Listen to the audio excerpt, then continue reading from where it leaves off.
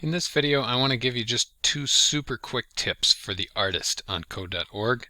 We're on lesson 5 here, and I've skipped up to bubble 3 to show this. We got to draw a square, okay? Now I can do this without a loop. Pretty simply, right? Like the artist is going to move forward, then the artist has to turn, then the artist has to move again, right? And what you do to work this out is you can just step by step put the code together, and then each time add a block, right? I added the turn. Now the artist is facing to the right instead of down. I'll have him move. Now he's there, but he's facing left, so I need him to face up. And that leads me to my first tip, okay, which is notice I'm turning right over and over and over again, but each time I do that, the artist is facing a different direction, right? In case you haven't noticed yet, a turn means turn to the right or to the left from wherever the artist is facing at that moment, okay? So without this turn right, the artist right now is facing left, okay?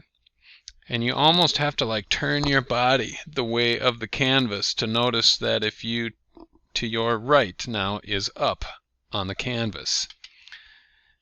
And sometimes you'll have to futz with that to figure out, whether you should turn right or left.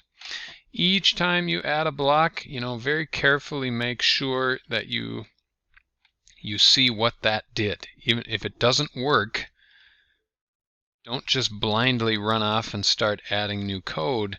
You have to be very deliberate when you're solving coding challenges, okay? You have to think about what little piece you want to happen next. Try to add the block to make that happen, and then check.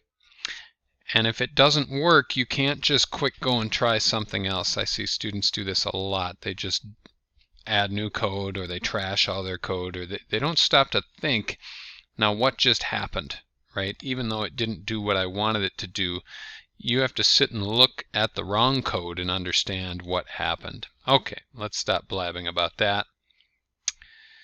Here is a bunch of code that's going to draw the square. Okay, but it's too many blocks. I'm trying to get it down to 4 blocks, and the key to shortening your code is always a loop. Well, let's take a look at what the repeating code is. Move, turn, move, turn, move, turn, move. Really wish there were a turn there.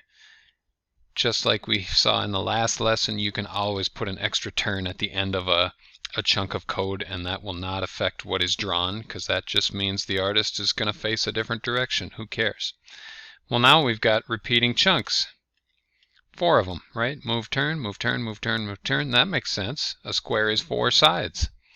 So I'm going to repeat that chunk of code 4 times, and then I won't need all the extra, and it'll draw a square, and I'll be happy. That's it.